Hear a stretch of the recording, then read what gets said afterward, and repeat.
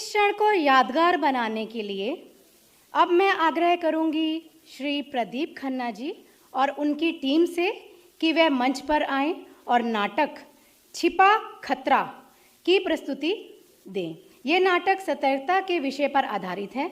आइए अब हम सब मिलकर इसका आनंद उठाएं।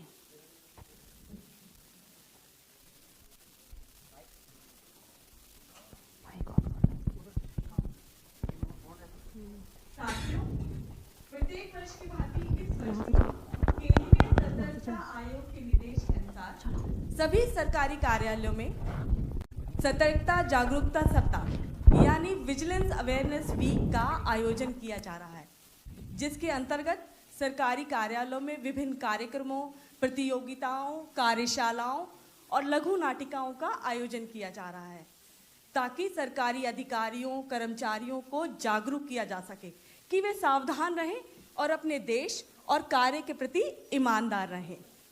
साथियों, सतर्कता के दो पक्ष होते हैं, पहला निवारक सतर्कता और दूसरा दंडात्मक सतर्कता।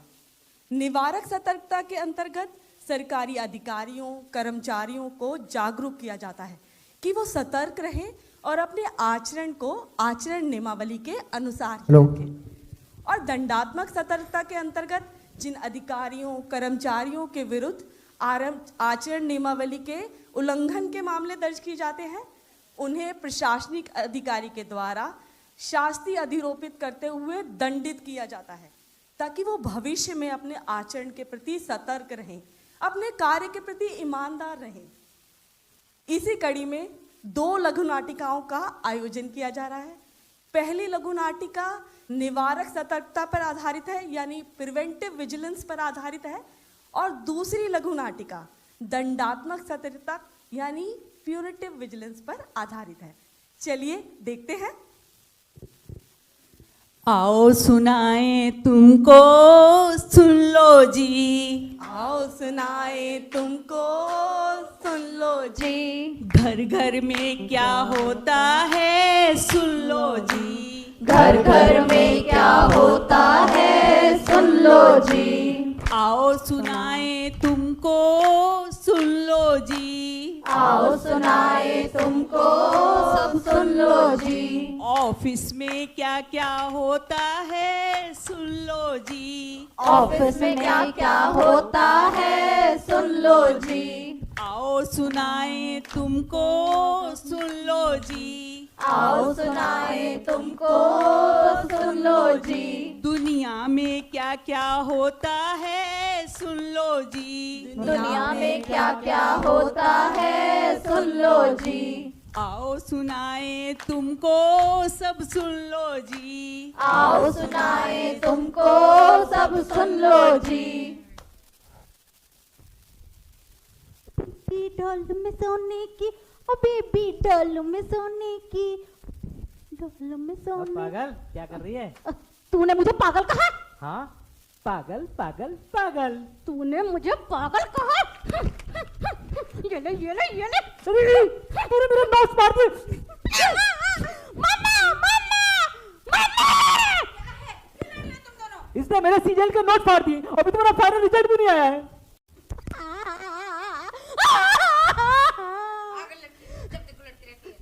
ये मुझे पागल कह रहा था और पागल तो कुछ भी कर सकता है ना।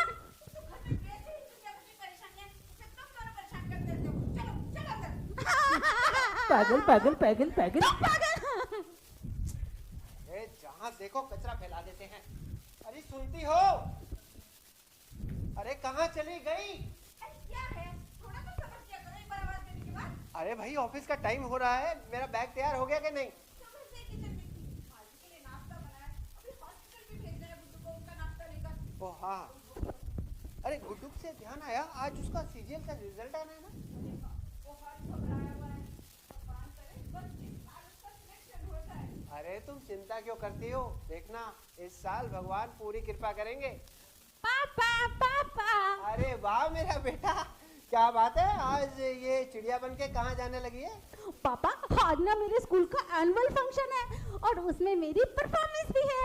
अरे वाह बेटा, अच्छे से परफॉर्म करना, लेकिन एक बात ध्यान से सुन लो, पढ़ाई लिखाई में कोई कोताही नहीं होनी चाहिए, समझी? ठीक है पापा। अच्छा मैं चलता हूँ। पापा पापा अब क्या है? पापा मेरी खर्ची। ओह मैं तो भूल ही गया। ये ले बेटा, ले। क्या पापा, बस 100 रुपए? मेरी सारी सहेलियां तो 500 रुपए रोज खर्ची लेती हैं। अरे बेटा तू तो जानती है, अभी अभी हम किराए के मकान से यहाँ अपने मकान में आए हैं।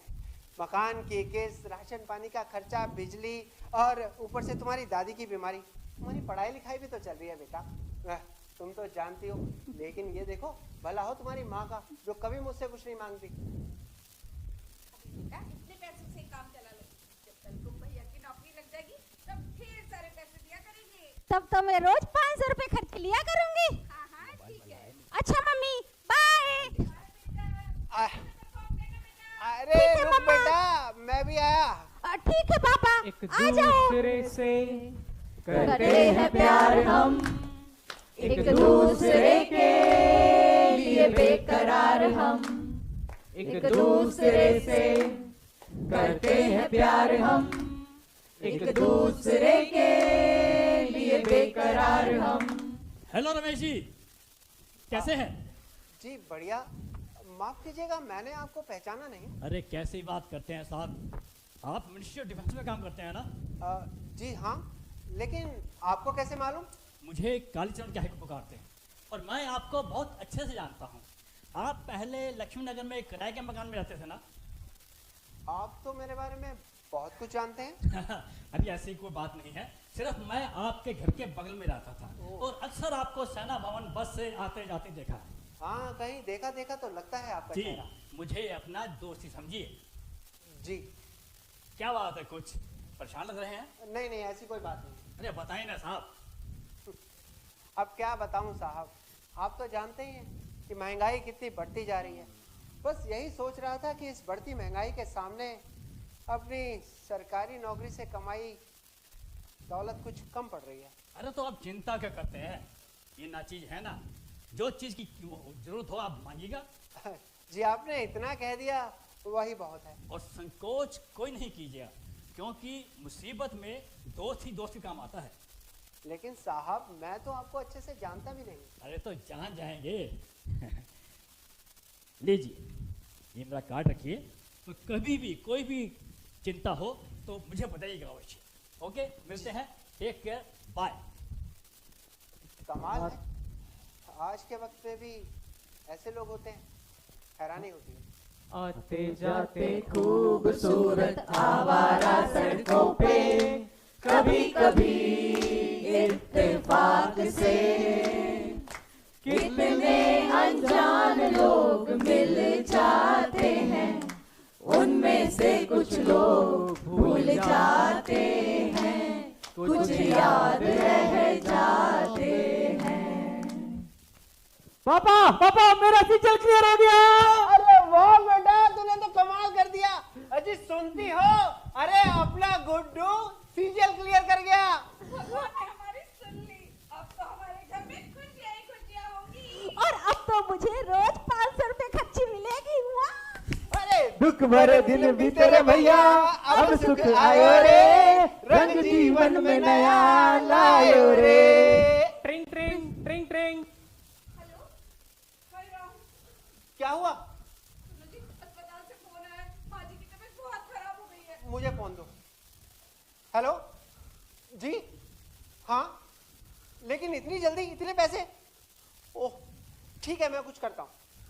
क्या कह रहे हैं? अरे माँ जी की तबीयत बहुत खराब हो गई है, अभी ऑपरेशन करना पड़ेगा। डॉक्टर ने 1.5 लाख रुपए जमा करवाने के लिए कहा है। हे भगवान, इतने पैसे इतनी जल्दी कहाँ से आएंगे?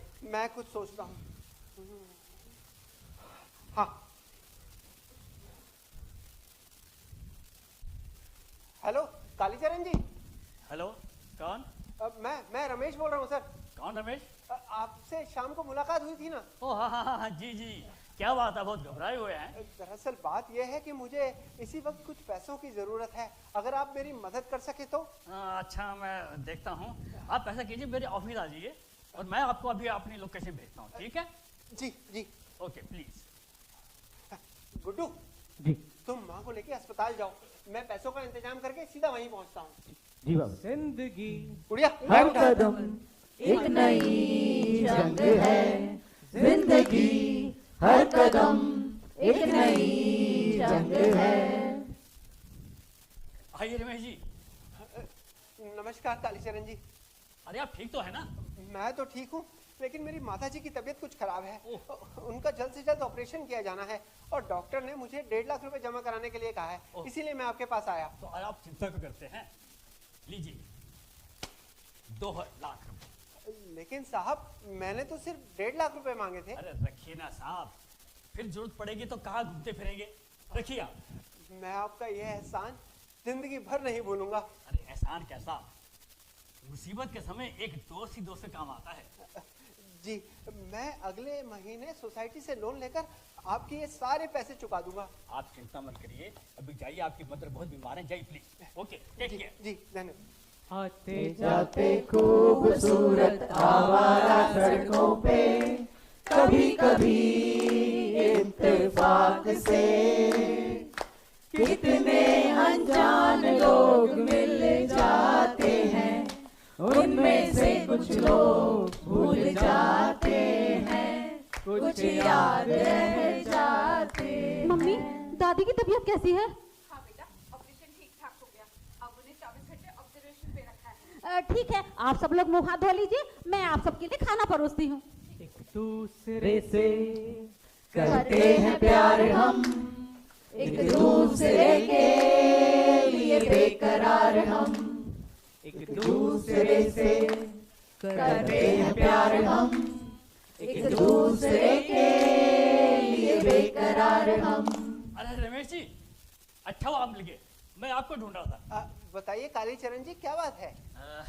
ऐसा है दोस्त कि मेरे छोटे भाई ने ना एक हथियार बनाने की बहुत बड़ी कंपनी ज्वाइन की और वो अपने हथियार इंडियन आर्मी को भेजना चाहते हैं। अरे वाह, ये तो बहुत अच्छी बात है।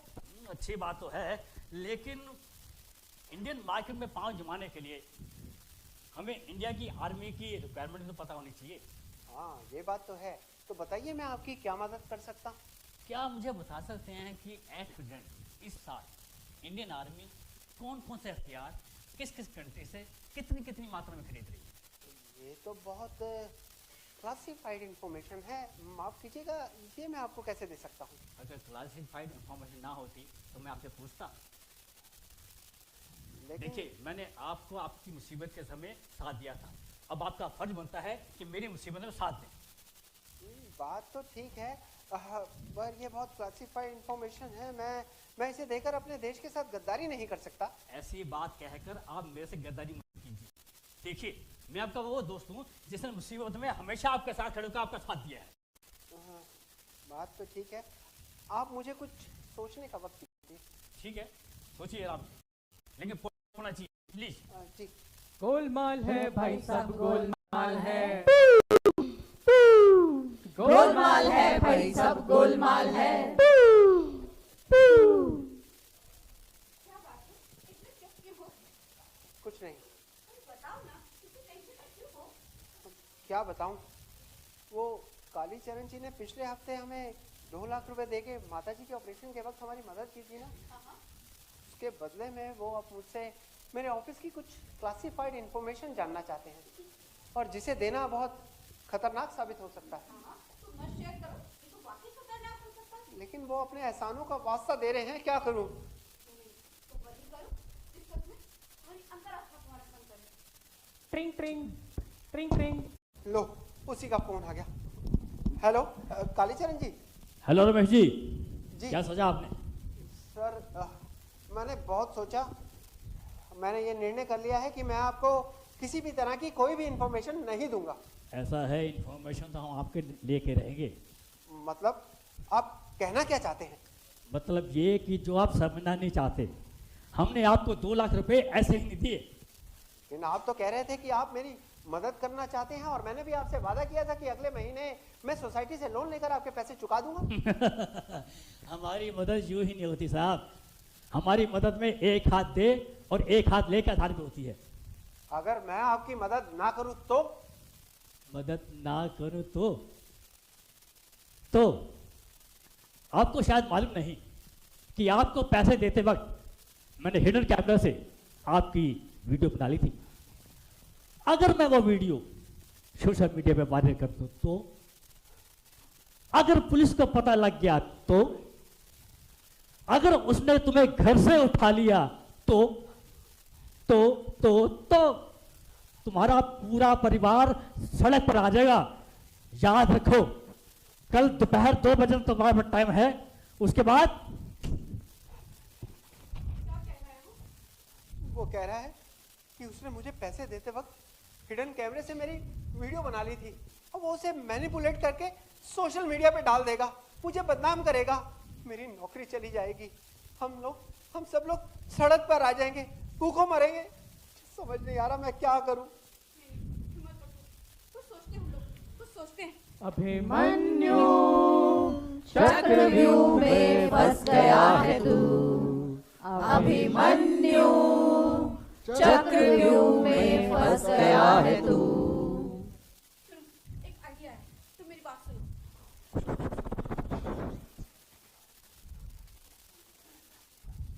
अभिमन्यु चक्रव्यूह में फंस गया है तू, अभिमन्यु चक्रव्यूह में फंस गया है तू। हमारा ख्वाब तुम्हें हमारे पास ले ही आया। क्या करता, मजबूरी थी, मैंने अपना मन बना लिया है। बताओ, इन्फॉर्मेशन दो मुझे फटाफट। मैंने अपना मन बना लिया है कि मैं तुम्हें कोई इंफॉर्मेशन नहीं दूंगा। क्या? मैं अपने देश के साथ गद्दारी नहीं करूंगा। क्या? हाँ। तुम जानते हो मैं कौन हूं? मैं वो हूं जिसने मुसीबत के समय तुम्हें 2 लाख रुपए दिए, तुम्हारी मां को मरते हुए बचाया, और तुम मुझको ना कह रहे हो नहीं कर सकते। नहीं कर सकते, तुम मेरे को ना नहीं कर सकते, नहीं कर सकते। अरे थम जा तैयारे डट जा। मेरी बात ध्यान से सुन, तू गैस ना बर्बाद करेगा, बर्बाद तो ना मैं करूंगी। दोस्त है जी मेरा। देश की गला गद्दारी करे हैं? लोगों ने डरावा धमका है। हवलदार जी मैडम। गेले साले जी दोस्त है यार, तेरे दोस्त है यार हम।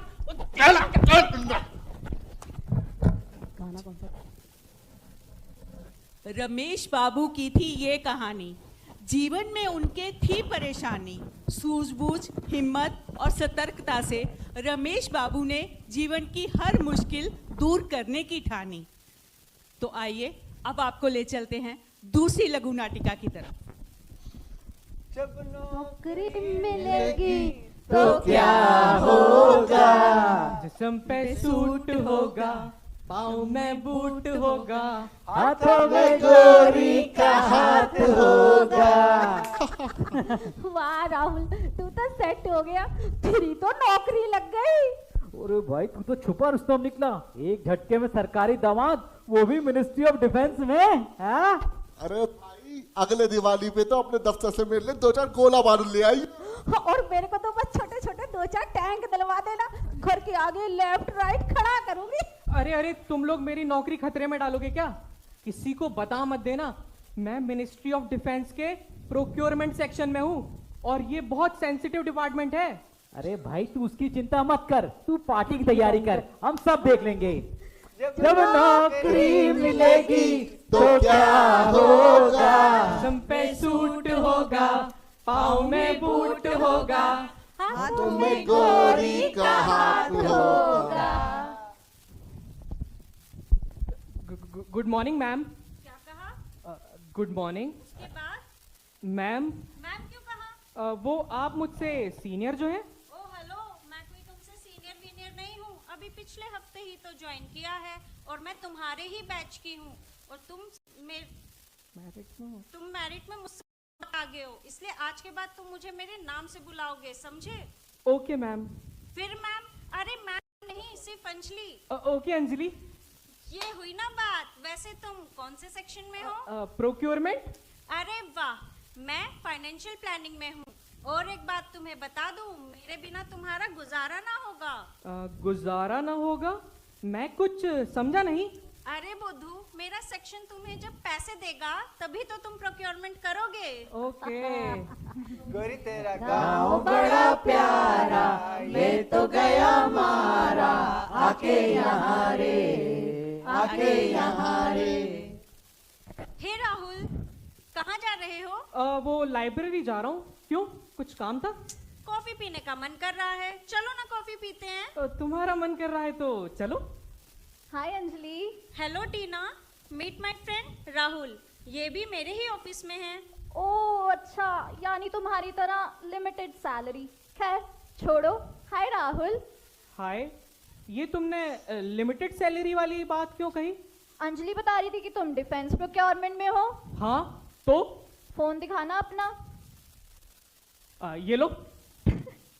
ये क्या, डब्बा फोन? देखो, मैं एक ट्रैवल एजेंसी में काम करती हूँ और मेरे पास ये लेटेस्ट आईफोन है।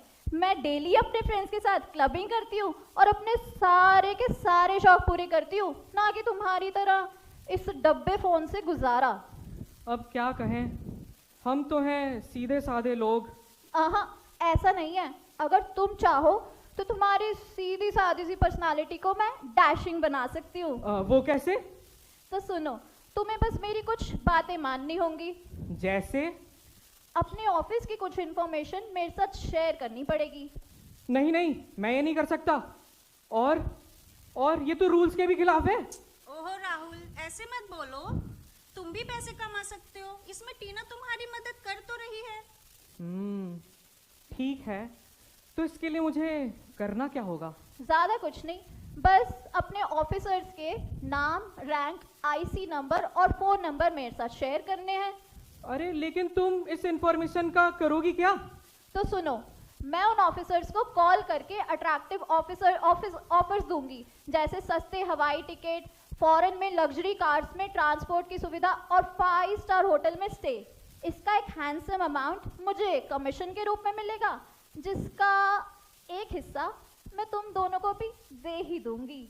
अरे वाह, ये तो बहुत अच्छा ऑफर है ना? तो फिर मिलाओ हाथ।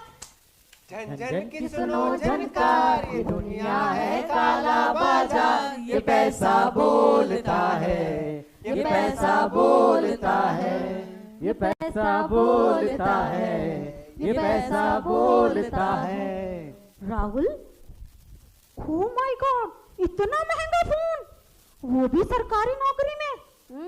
कहाँ से इतने नोट छाप रहे हो तुम? वाह भाई, हमें भी बता, तेरी पर्सनैलिटी तो दिन ब दिन चेंज होती जा रही है। भाई सही सही बता, कोई लड़की वड़की का चक्कर तो नहीं है ना? अरे लड़की का नहीं, इस पे तो पैसों की रंगत चढ़ रही है, पैसों की। अरे ऐसा कुछ नहीं है यार, बस वो एक ट्रैवल एजेंसी के साथ मिलकर एक साइड बिजनेस स्टार्ट किया है।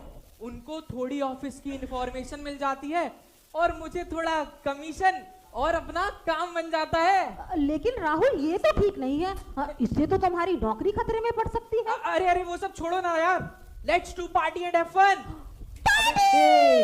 अभी तो पार्टी शुरू हुई है, अभी तो पार्टी शुरू हुई है,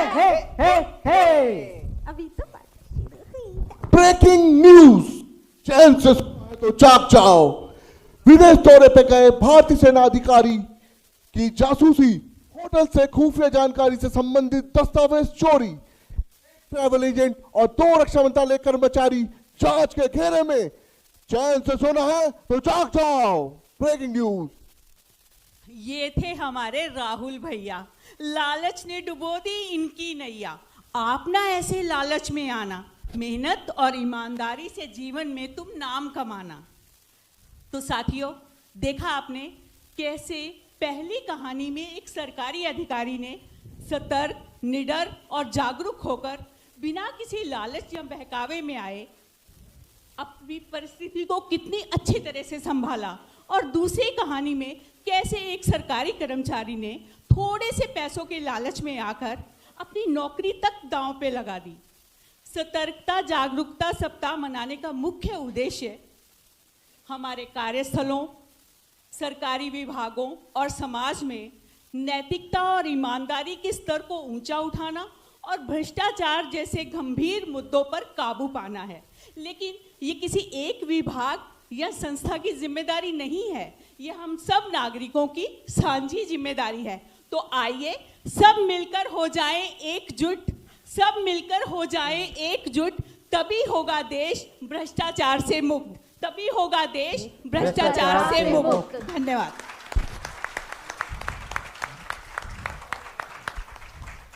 तो ये थी रक्षा मंत्रालय के कर्मचारियों के द्वारा प्रस्तुत एक नुक्कड़ नाटिका।